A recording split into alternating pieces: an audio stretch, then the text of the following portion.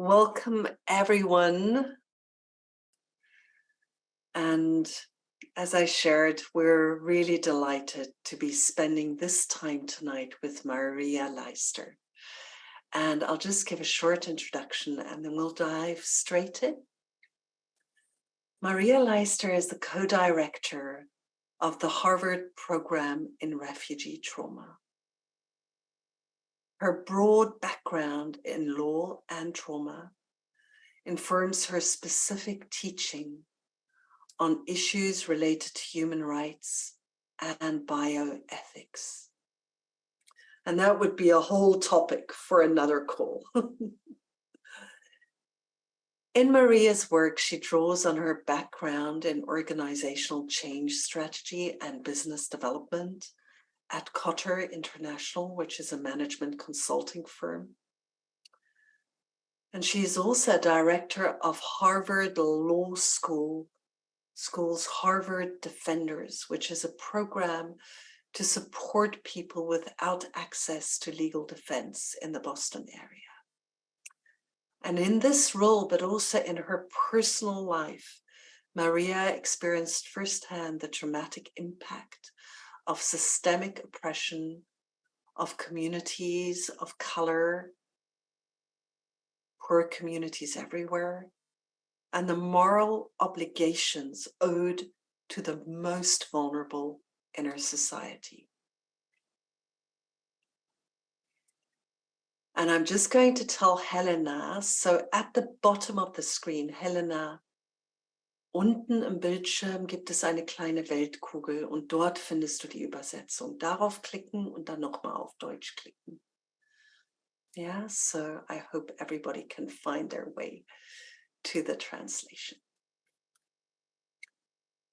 Yeah, and Maria, it's just amazing to see everything that you are doing in your life. I'm completely amazed by the different roles you hold and the intensity of those different roles. And we were already briefly speaking about the fact that that might have a lot to do with your background and how your background also informs this motivation to be there for the ones that need it most. So maybe we can start on in a personal place. You know, just feeling that you're here amongst people who could all be your friends and who all care deeply about these things. Yeah, whatever you feel able to share about your own experience of growing up between two worlds, being exiled, and yeah, maybe just start there. And then if you could continue also how it shapes your journey as a woman who's found her way through all of that into places where you bring your love into the world in places of leadership. Over to you.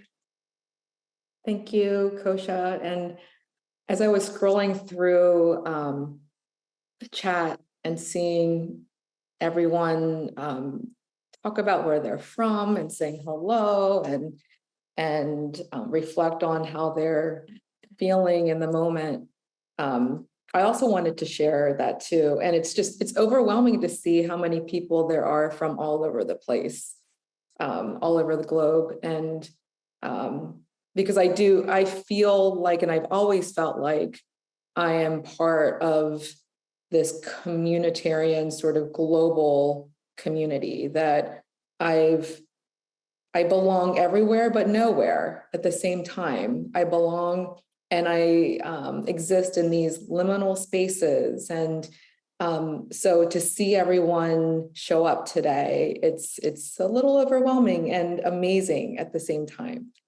So I just wanted to start by sharing where I am in the world right now, where I am physically in the world.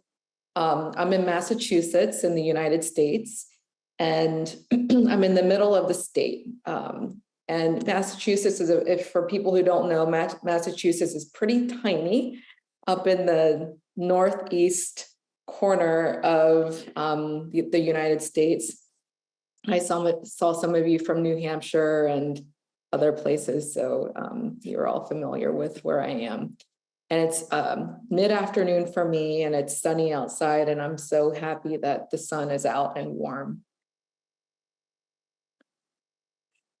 But to share a little bit about my personal story to help us get grounded in the topic today, to help us get grounded in what trauma-informed leadership is and what it looks like and how I interpret it and how I've interpreted it all my life and how it's informed how I've been led to serve and help communities and individuals throughout my adult life, and even looking back to childhood, how I've this trauma-informed perspective has really helped me to move throughout the world in a way that made me see life more clearly and made me live life more authentically.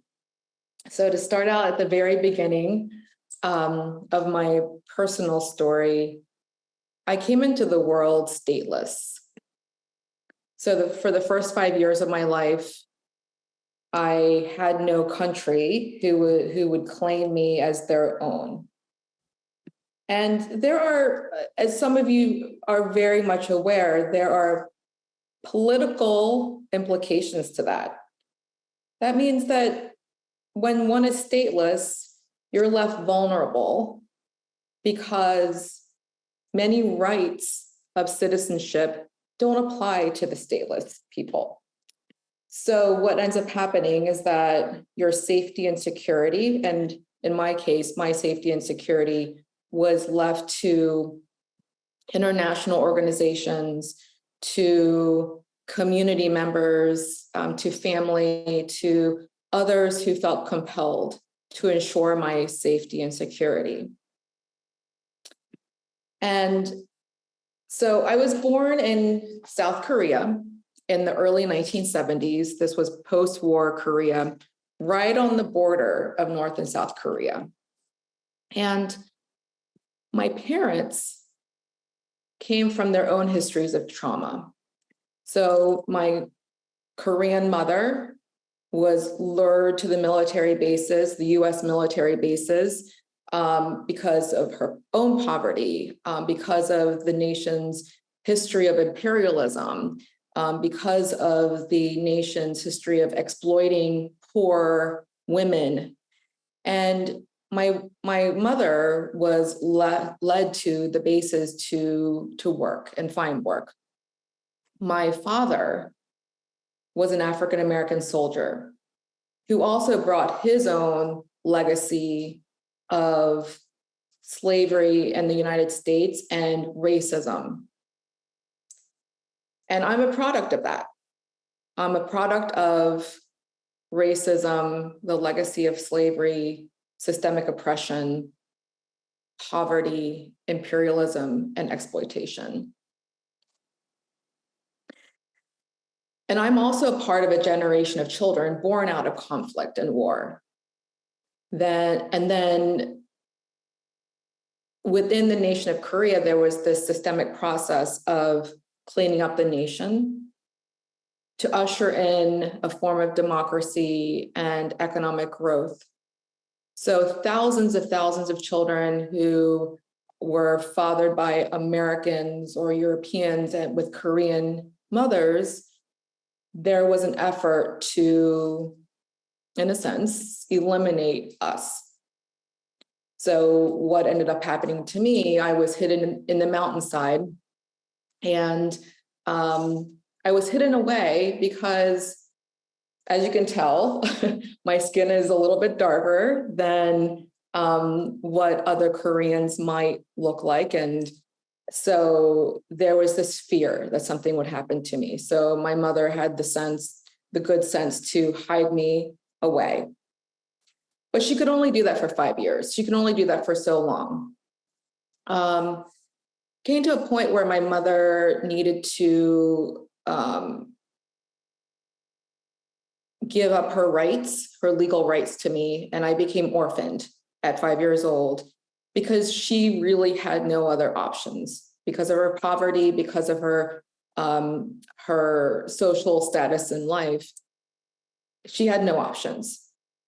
And at that time, my father didn't have the means to support the support to take me back to the United States, although he wanted to. I was orphaned, and I ended up in an orphanage for a while. And at that point, I was then adopted to the United States, into a country of our own structural racism and systemic oppression. So that abandonment, fear, and loss and separation were fuel for me to dive into deep self-inquiry of healing and doing my part to ensure that others didn't need to unnecessarily or needlessly suffer the same suffering that I did. And those events and that history, those things have always led me to ensure that other people and other children especially didn't have to go through what I had to go through.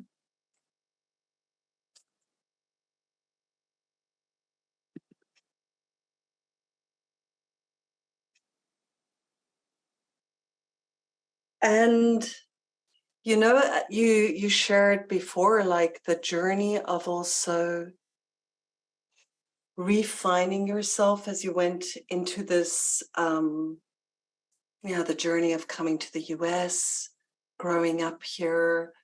I wonder whether you could share a little bit about that before we move on. And also just to say there's been some issues with the German translation, so I was kind of there a little bit. I feel a bit, anyway, picking up the thread here, and I'll stay with you now. The German translation has to take care of itself. Well, I hope it takes care of itself. So yes, and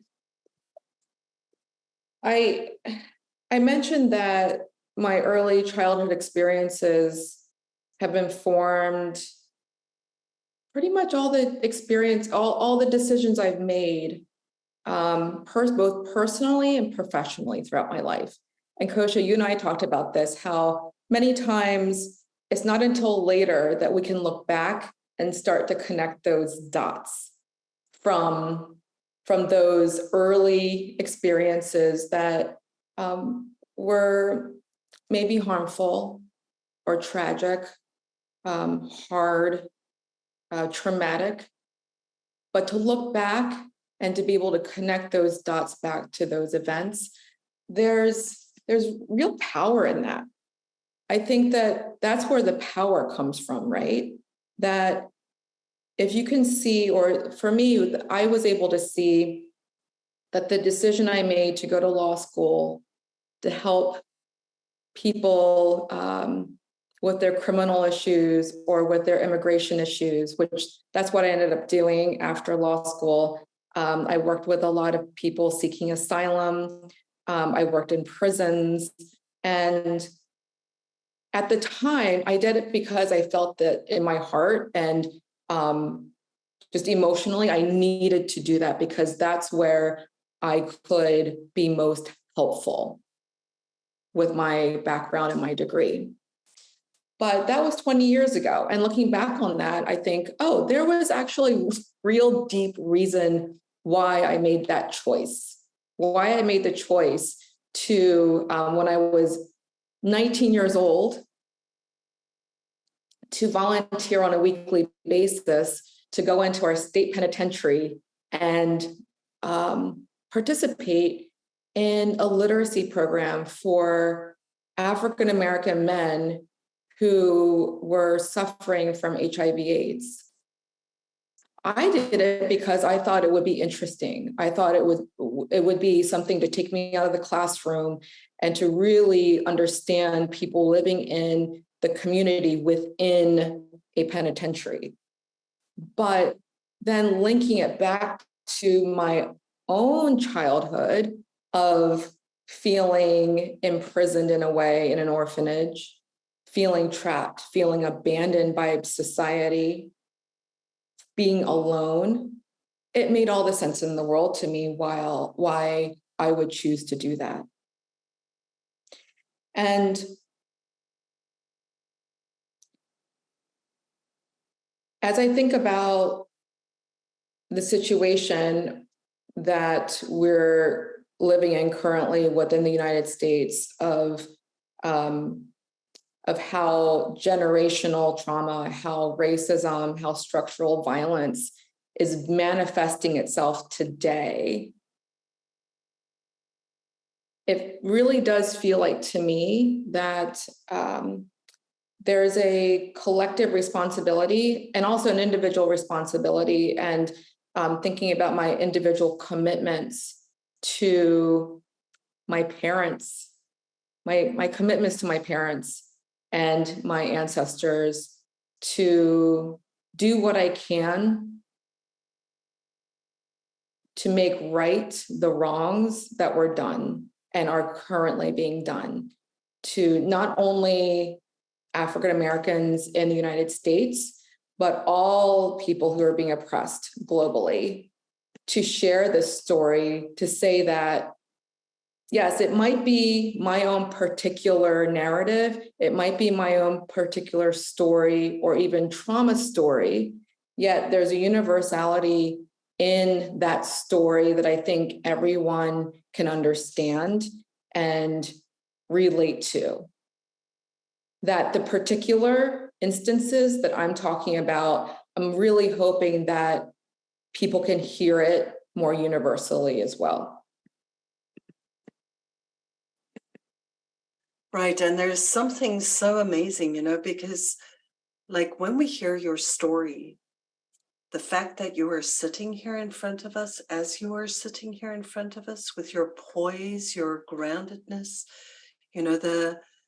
what you bring with you into the world, the amount of people that you are helping and supporting, you are a miracle, right? And there's something about this miracle of coming through trauma and, like the wounded healer, having a pathway of, I would say, post-traumatic growth, right? Where your weaknesses don't stay your weaknesses, they become your strengths. Somehow you turn the tables, and what broke you open becomes a capacity to feel others more deeply.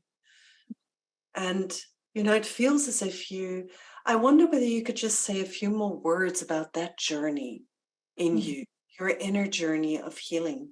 How did you manage? I think it's several. Thank you, Kosha. That's very kind of you, first of all. I think it's a couple different things. And I think the first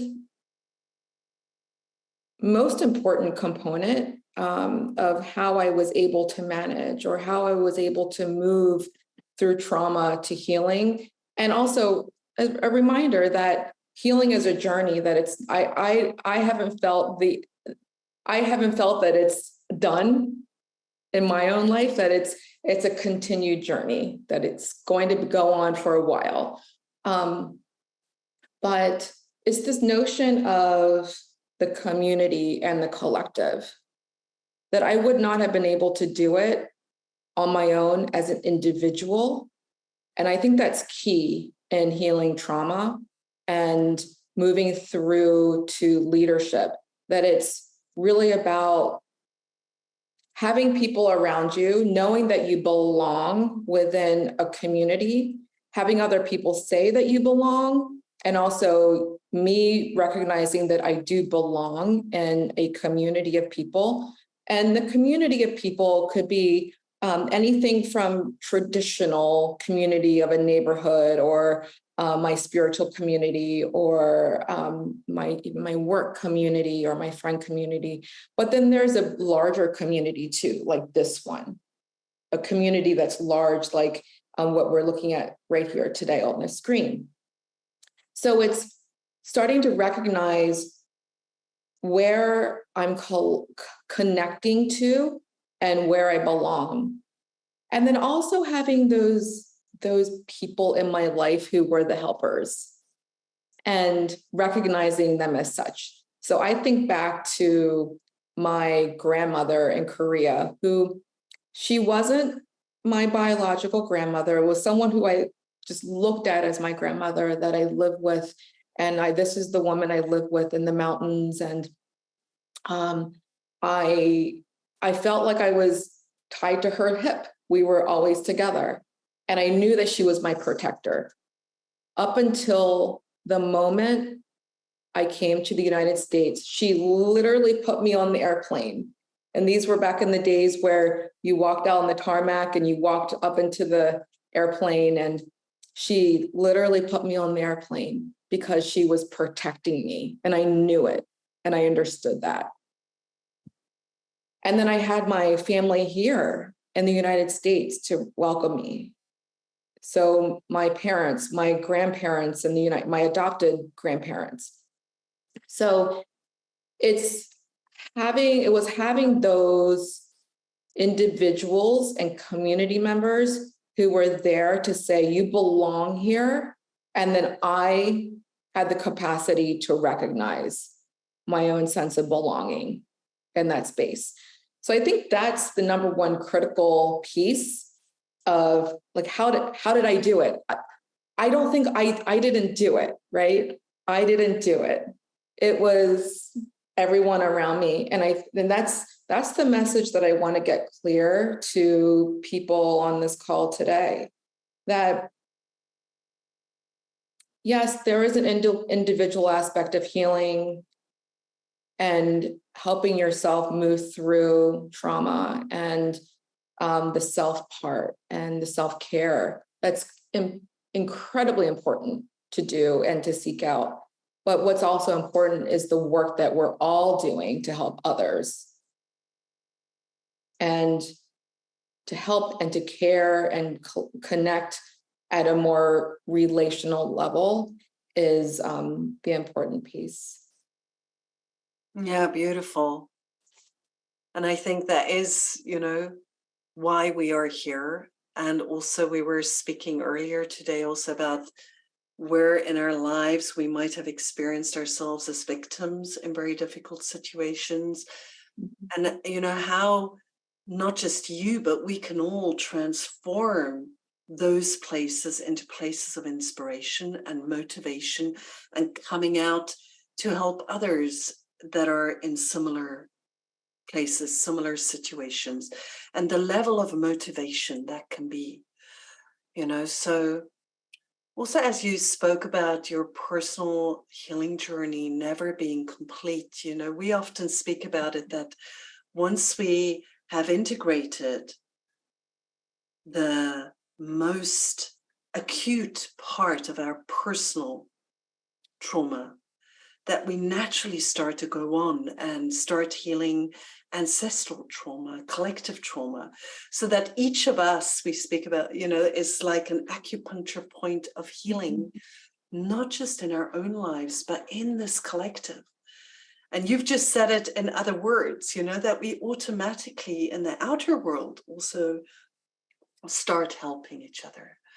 And yeah, I think that is the inspiration and the motivation also behind the trauma-informed leadership trainings, and this specific one by Women for Women, to really harvest and unleash that capacity that we have as human beings, and to recognize that it starts in the smallest places, where we, just what you were saying, there's one little girl that is feeling lost and somebody says to her, welcome, you belong here. It reminds me of for the first time when I entered the US and I was a bit frightened. I entered New York airport and there was an amazing Black African woman at the entry point who sang to us. She was in the airport singing to all the lines, waiting for their visa applications, and sang to us, welcoming us to the USA. It was amazing. Then I thought this happens to everyone, which it doesn't. It was just my lucky day. But how amazing if we would do that to each other, really that warm welcome. Mm-hmm. Mhm. So, moving from this, and I'm sure we'll come back and maybe you want to add more to that, and we'll add more to that, this turning around of what could be seen as a weakness into strength, but broadening this maybe now to women that are displaced, and you work with refugees. So maybe you could also, on a very concrete level, share with us a little bit about the numbers of displaced people, the streams of refugees that there are, the streams of refugees and stateless people that are to be expected, but really also looking at what is the special concerns for women and girls who are on these pathways, these journeys of migration, of arrival, and the incredible vulnerability of that. Yeah. Absolutely. And if you could remind me, I would love to go back to this notion of turning weaknesses into strengths. And as I think it relates to transcendent moments, transcending. So if you could remind me to go back to that, I would really appreciate it, because sometimes my memory isn't. I will. But I think Kosha, it's important for us to explore that a little bit and connect it back to women and leadership. But yes, let's go to some of these talk about the special concerns of women who have been displaced, because I would say that this is a special concern of mine, especially in the past 5 years, of really starting to understand the numbers. Numbers don't lie. So looking at the sheer numbers of women and also children who have been forcibly displaced worldwide. And this issue was illuminated for me in 2022 alone. So let's just take the United States alone, with somewhere where we don't necessarily think about internal displacement as being an issue here in the United States. And I want to call it out because I want to possibly talk about empathy and talk about it's happening right here. It's not something that is happening far off in a foreign land somewhere that we're not connected to it, but it's happening everywhere. In 2022 alone, in the United States alone, there were around 3 million internally displaced Americans due to weather, economic, and other issues. And then let's take our viewfinder a little bit wider. So a year prior to that, in 2021, according to the UNHCR, there were 89.3 million people who were forcibly displaced. And those were the numbers at the end of 2021. And they were displaced as a result of persecution, conflict, violence, human rights violations, and other events that were destructive to society. And of those 89.3 million people who were displaced,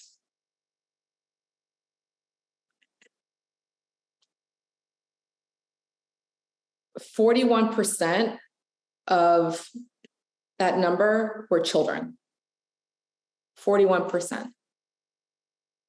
And of that 89 million, of those 26%, well, 3%, let's just talk, I'm going to break this down the way that the UNHCR broke it down. 3% of those were female, and they were 60 years old and older. And then between the ages of 18 to 59 years old, 26% were female, and then 0 to 17, 20% were female. So in general, it's a lot of people. and it's a lot of women, it's a lot of children. And I want to highlight women and then children by default because there are special concerns and needs. And if we look at how international human rights protections have been have covered women and children, it's typically in the space of the public domain. So state protections, rights of individuals. But when you look at the private domain, where and domestic issues, that's where women typically reside. So their protections in the private sphere and the domestic sphere, their protections and the protections of children are left to chance. And that's why there are special concerns for their safety and security, because of these special vulnerabilities that then, because we're leaving their protections to chance, there are these special vulnerabilities. And the vulnerabilities then, as we all know, lead to or can open up traumas and lead to harm for these communities of people. Yeah. Yeah, and I remember how deeply, deeply shocked I was when I heard here in Europe from some of the women refugees from Syria who had traveled across the borders, where they were asked to pay with sexual favors at each border crossing to even make the journey. Yeah. You know, so I'm just translating what you said into some, you know, facts about what that can mean for a woman. Yeah. Yeah, thank you. So, you know, as we see this situation for women, especially for women, for girls, for all displaced people in the end, there's that incredible vulnerability. And as the crisis in the world spread, we know that often with increased tension and crisis, also violence in the domestic sphere rises. And yeah, so let's go back to what you were speaking about before. You know, how does experiences of trauma, firstly, you know, how can that also lead to places of strength in us? In your experience of working with people in these situations? And I know many of the programs you run are for people who are working in refugee camps, etc. Yeah, but also seeing how a trauma-informed approach can really help to allow people to arrive more fully, to be welcomed in a more protective space. Yes, and so this notion of turning weaknesses or some of these challenge and traumatic moments into strengths. We talked about earlier, you and I, these transcendent moments. There are moments of transcendence. And sometimes these moments of transcendence come in the form of being able to share our own trauma stories. At HPRT in the Harvard Program in Refugee Trauma, what we talk a lot about is the trauma story and the capacity and the power of being able to tell your own story to heal. And that story doesn't necessarily have to take place in one sitting, that it doesn't have to take place in 30 minutes or an hour. It could take place across many, many years. but it's that individual story, or it's that community story. And the transcendent moments come out of that. And it's in those stories that those connections back to, or the connecting those dots back to the traumatic event can happen. And then we can more fully start to see our lives clearly and to understand how those experiences have led you to where you are today. And as I think about that in terms of leadership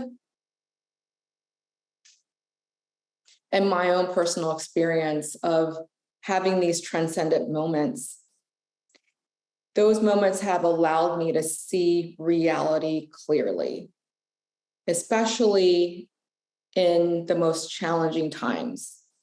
That sometimes trauma has this way of opening up this veil, and you and I talked about this also, opening up this veil or tearing a veil into other worlds that allow us to see reality for what it really is. Sometimes it's scary, and sometimes it's beautiful. And sometimes you never know what you're going to get, right? But having the courage and having the ability to make those sort of moral, ethical decisions and leading through those challenges in that way is an amazing form of self-guidance, or to be able to be led to call on your authentic higher self for guidance. And then this is what you talk about, Kosha, and this is, you mentioned this to me, the leadership is really about where love and power meet, right? And for me, the way that I translate that is leading from a place of authenticity. Authenticity comes from that place of love and power. And there's this other piece too, and I would love you to talk about this as well, but the sort of traditional framework of leadership, I like to take it a little bit further from like taking that traditional notion of power and leadership to then allowing yourself or being led into places where you may be going into danger to help others. So there's this aspect of care that our own personal leadership, and in a trauma-informed way, guides us to places where we're caring for others.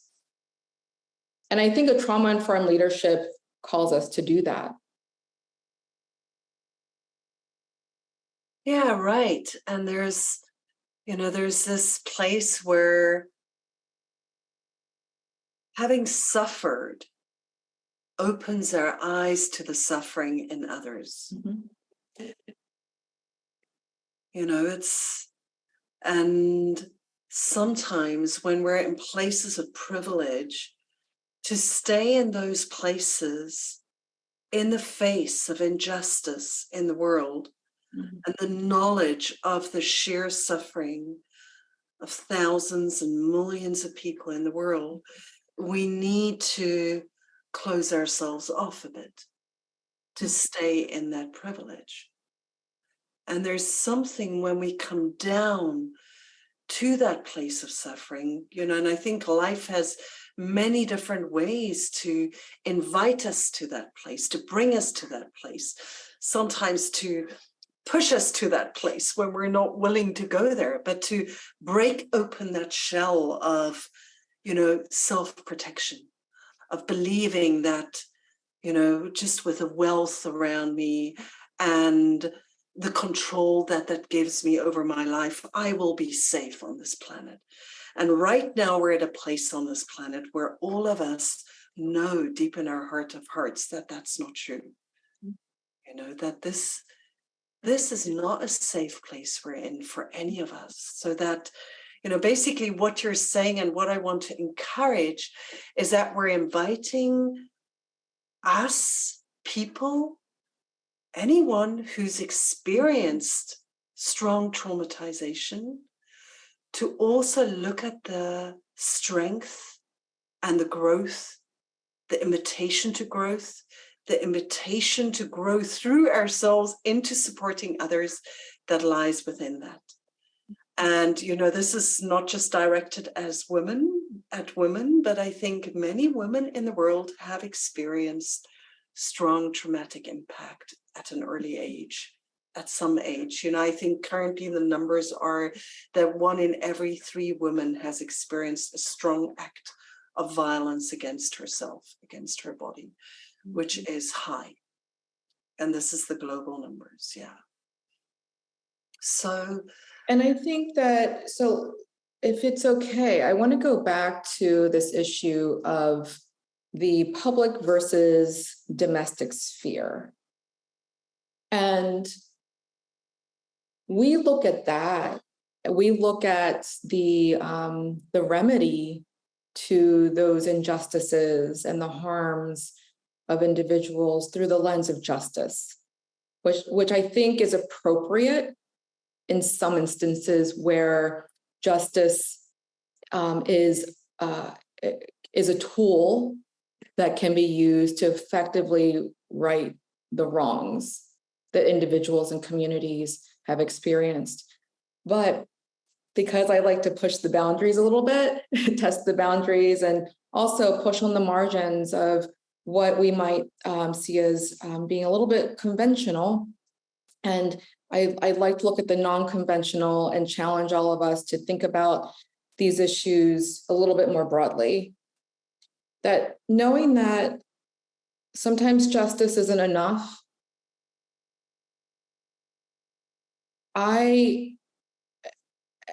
and maybe I should explain this a little bit more so that people really understand. So when we think about justice, the central concerns of justice are related to equality or inequality of individuals. And it portrays these individuals as being separate from others. So justice a lot of times will emphasize more abstract ideals of fairness and rights and who has rights and who doesn't have rights. And so oftentimes when we're talking about these abstract ideals, these disputes really come down to impersonal conflicts of claims. And then they seek more objective, rather than subjective, more objective solutions to decide who will win between two competing forces. So I want to challenge us to expand our ideas of fairness and of making things right in the world, especially for people who have experienced trauma. I think this idea of care, so I'm going to say care with a capital C. It is more specific to actual people or the actual person, because, like I said before, justice can be a little bit more abstract. So when we think about care as opposed to justice, care really centers our concerns on avoiding deserting people or communities, hurting, alienating, isolating, or abandoning persons. Now, remember back to what I said about the sense of community and belonging that was always instilled in me, which helped to boost me forward in life. And that's where the care came in. It was about when I was deserted, people were there to make sure that I didn't feel isolated or alienated. And care also emphasizes the importance of sustaining attachments between persons. So justice is about individuals as separate, but care is about creating those attachments between people and humanity. And it also highlights how individuals are uniquely constituted or created by these connections with others. So I just wanted to give like a brief overview of what I mean by when I throw this word justice out and when I throw the word care out. I think it's important to really understand and ground ourselves in what those things mean so that we can start thinking about our own leadership and how we move forward to help other individuals. Right. And the impression I get, and please correct me, is that justice is like what comes with the concept is that we lift out to a mental state, and it's not filled with emotions. It has a neutrality to it, and that there's something about care is filled with heart. It's filled with emotions. Where on the subtle sphere, like emotions provide the glue that keeps the community together, that the deep nourishment of in relationship that soothes the nervous system is not neutral. It's an active ingredient of care. Yeah.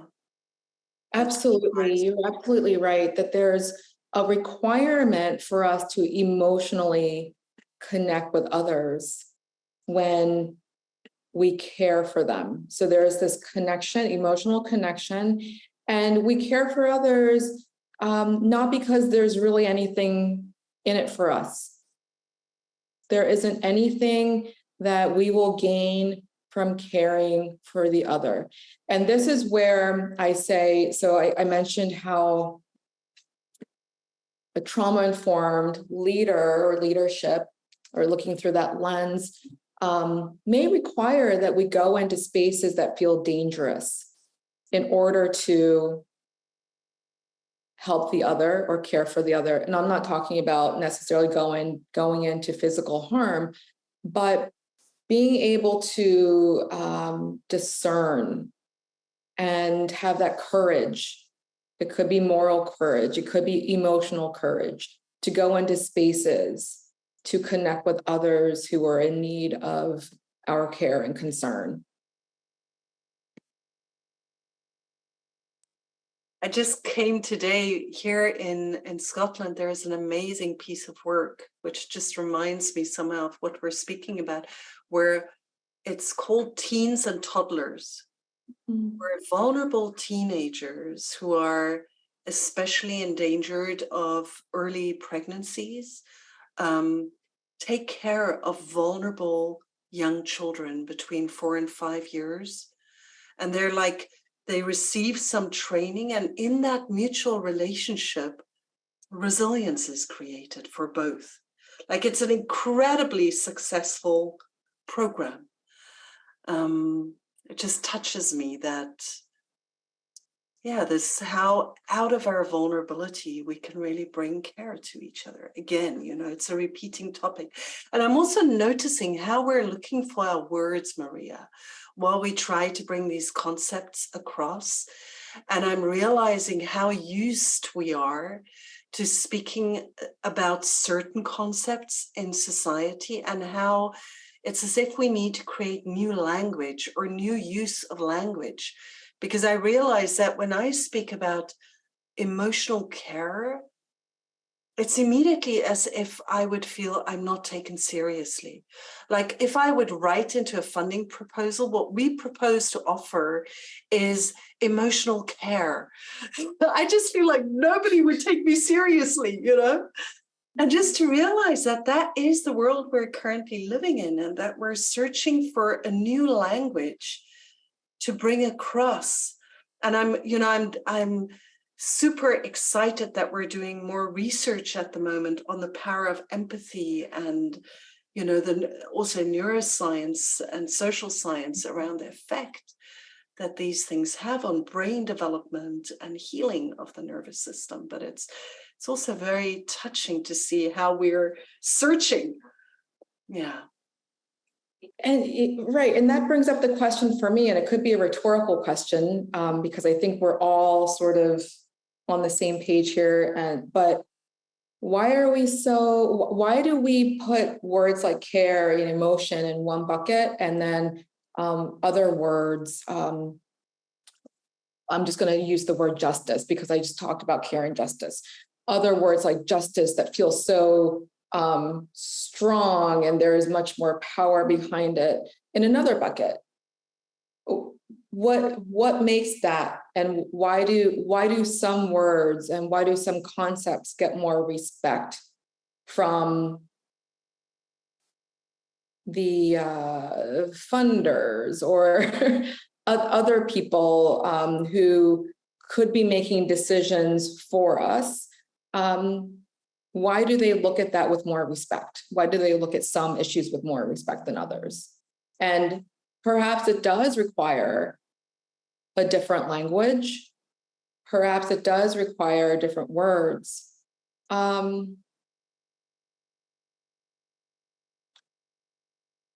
It makes me think about, too, this idea or this notion of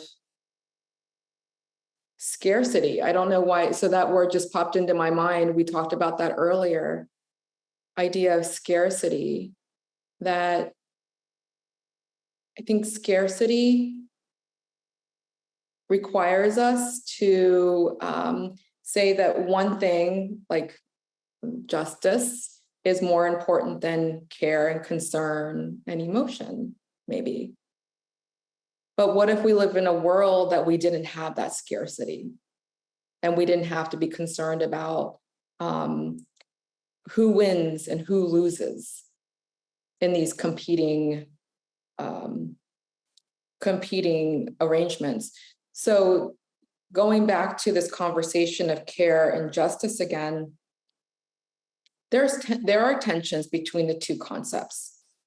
And I think it's because of this notion of scarcity that there's only enough resources for certain groups of people or certain issues, and that one's going to win out and the other one's going to lose.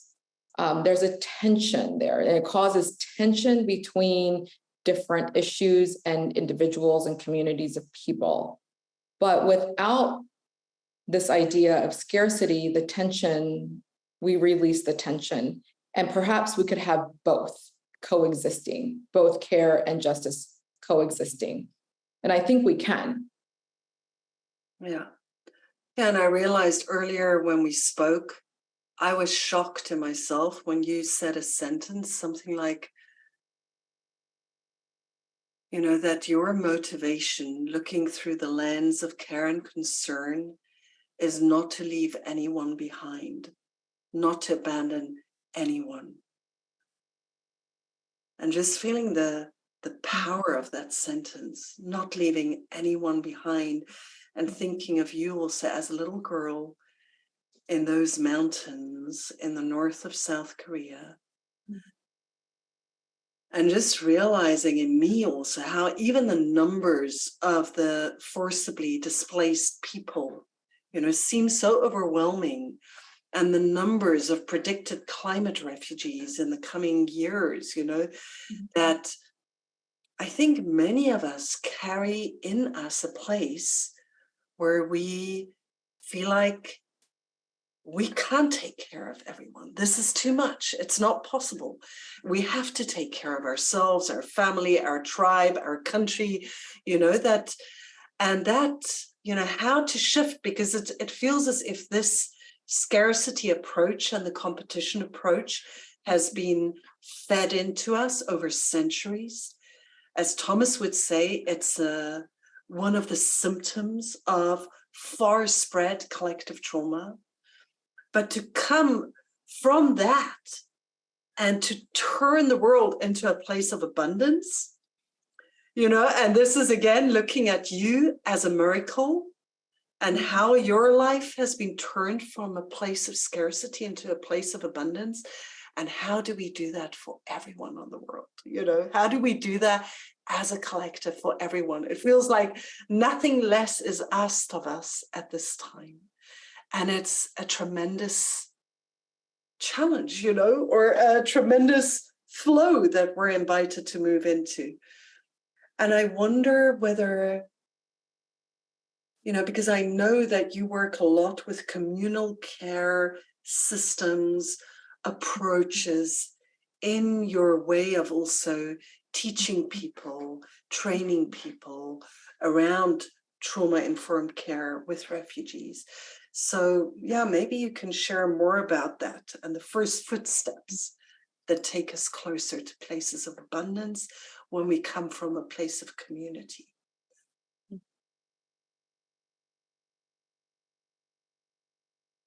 So I'm thinking about a couple different examples of how this is being done well. And when I say this, I mean expanding out from this idea of scarcity to an idea that abundance is possible. And abundance, in my mind, can be framed or looked at as a sharing of space. So everyone being allowed to share the space, wherever that space is and whatever that space looks like, to being able to come into spaces with your own particular perspectives that were centering the narratives and stories of people that we don't typically listen to. And again, this is where I'm going to pull on the trauma story, bringing in those voices, hearing those perspectives, centering those narratives, and expanding that space to let more and more people in, to start having deliberative dialogue, to start conversing and figuring things out together. And I think this is a strategy. Like, we talk about these strategies of how you do that, how you do deliberative dialogue. There are different names for it, right? But there's a requirement that we create space for different perspectives that we don't necessarily always hear from, perspectives that may make us feel uncomfortable. And doing this, I would say, there are different reasons why we don't necessarily do this. One of the reasons why I would say we don't do it is because it could take longer and it's not always efficient. And I think in the United States in particular, we're very concerned about inefficiency. But I would challenge all of us to do things that may not necessarily be efficient, that may take a longer time to do, in an effort to ensure that these spaces remain open. So that would be the first step, I think, as leaders, to create those spaces and facilitate or help to facilitate that deliberative dialogue. Does that make sense? Yeah, and it's beautiful. I suddenly realized that in a way what we're doing in the Pocket Project, also with the global social witnessing calls, that it's part of that, creating more and more spaces in the world where we listen to each other on deep levels, and we allow spaces where the suffering is allowed to be seen as much as the beauty and the strength. Mhm. And that all of that is welcome. As you spoke about, the authentic self is welcome. And we start to see each other. And I've also always found, and I think we always find, if somebody shows themselves authentically, it doesn't even matter whether they are a perpetrator or a victim. If they share from the heart authentically, that love enters the room immediately. Yeah. So I wonder whether there is anything else that you would like to share, and otherwise it could be great to just see whether there's one or two questions in the space for you. I would love to see some questions. I haven't been following the chat, but we could start from there. Now, there's been some beautiful concepts, but if anybody has a question at this point to bring to Maria, you're welcome to raise your hands. I just love the quote, Patty, that you just brought from Ralph Waldo Emerson. Society's job is conformity. Our job is to find our authenticity in the face of conformity. Beautiful. Thank you. Yeah, Claude, let's hear from you.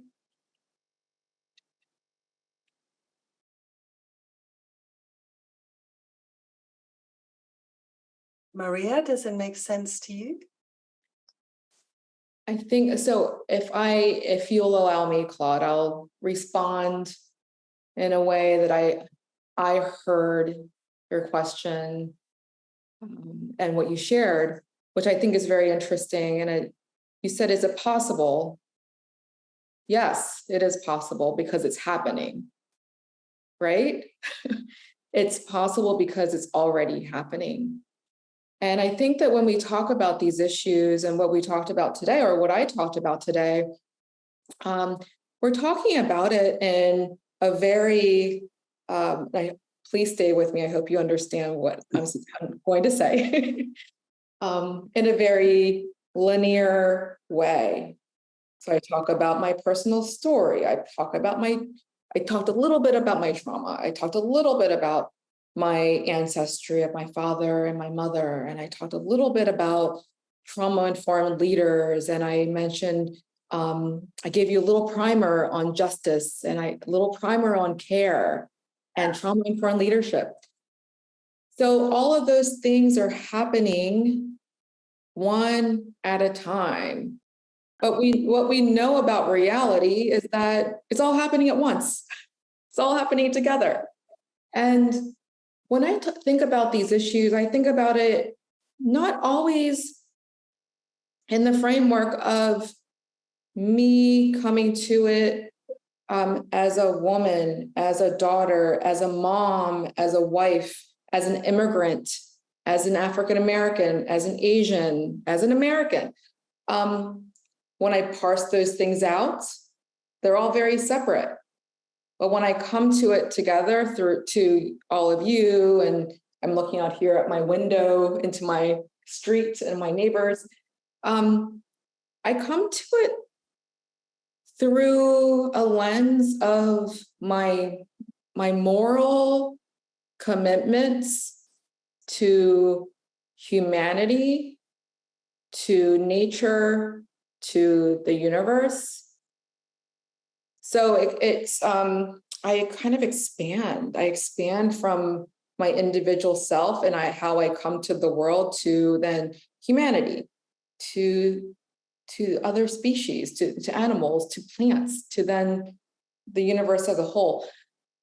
So yes, going back to your initial question, yes, I think it is possible. And I don't know if I answered your question or if I understood your question adequately, but I hope I did justice to what you asked us. Thank you, Claude. And I really want to thank you and Steve and Mohammed and any other men that are here on the call.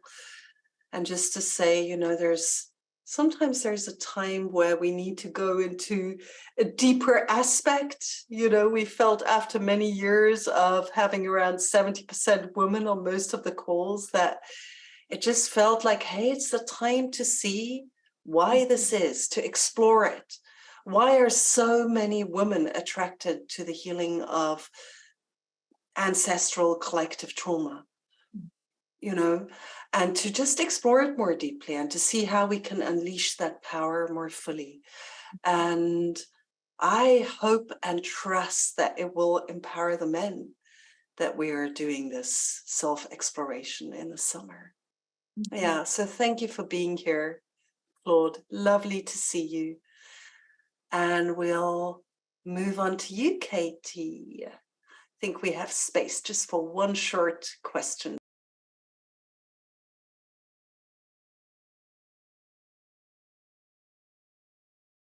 Yeah, maybe we just take a moment to celebrate this moment that you had today with you, you know, and we were just speaking about the humanity of being human, and somehow your authenticity with which you're sharing this with us is so deeply touching and beautiful and heart connecting. And I would invite that we as a community here on the screen just send you a moment of really warm welcome. And you know how the mothers and the aunts and the sisters and the brothers all come together to celebrate that Katie had a breakthrough today. Yeah, and thank you so much for your aliveness and your willingness to put yourself out there, to use your voice to share with us, you know. And you coming and sharing your heart here allows others also, you know, you bring courage to others. Just like Maria brings courage to others with her story, you just bring courage to others. Yeah. So thank you. You are welcome here.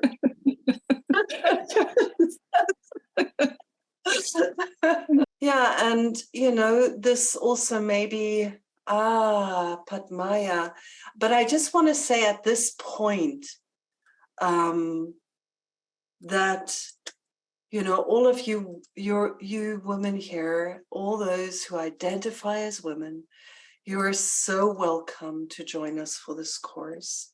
And also after speaking to Maria today about this trauma story that each of us carries, we just thought it would be wonderful to open spaces, because we will have peer groups and triads also. Everybody can decide how deep you want to take the course, but that there will also be smaller places where we can come together in threes and share our stories, because that is such a deep part of growing into our leadership. Yeah. And just to say one thing, that leadership doesn't mean that you have to be, you don't have to self-identify as a leader. You know, I believe that there is a leader in each of us as we pick up our responsibility in the world. But Padmaya, if it's okay, Maria, I would just love to give the word to Padmaya before we end the call, even though we're at 1 minute to the hour. So Padmaya, you need to be even more essential. And much love to you, Katie.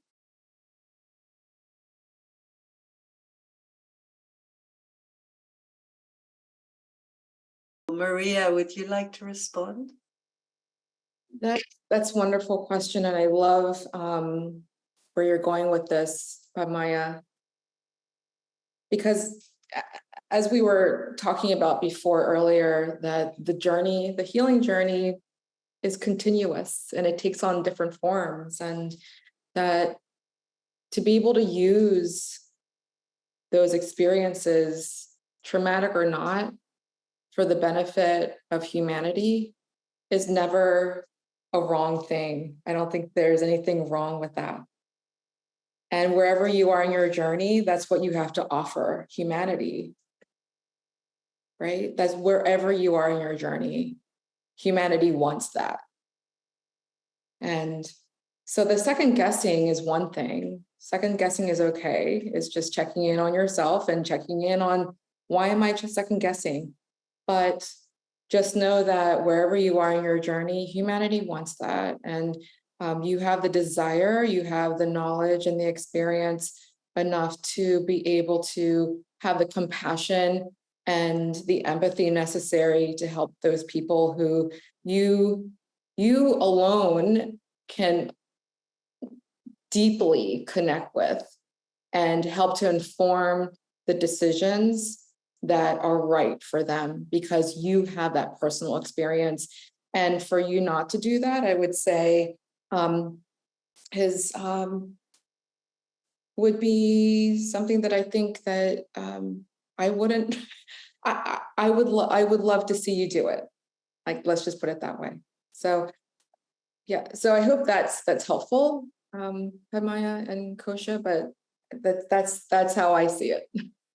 Yeah, and just to add to that, I think this is also part of the dream of the training, the upcoming training, at least for me, that as women we come together and, have a space where we can say, I am also the survivor of sexual abuse in my childhood. And I am also in a leadership position. And this is also hard at times. There are moments when I get frightened, when I get triggered, and that I can then speak to you about this. And I think the world needs more leaders that are able to speak to these different aspects, of leadership, that we're not the strong and invulnerable so-called perfection, which becomes very, very unhealthy for ourselves and the world. But we are this broken imperfection, which is the true perfection of being ourselves. And yeah, I look forward. And yeah, so interesting also, I think, how many women really responded to that one. And I think so many of us, human beings and women, feel this contradiction between wanting to do something, wanting to raise our voices, and being insecure and not knowing whether we're enough. So Claude, I'm sorry, we're going to have to end here. I hope you understand. Maria, I want to just offer you deep gratitude for your presence here tonight. It's very exciting that we'll be learning from you also during the training. And I know we both look forward to a long and happy friendship between the Pocket Project and the Harvard program in refugee trauma, and really look forward to partnering more and, yeah, in our way, bringing this community setting that supports each of us as we step into our leadership in the world.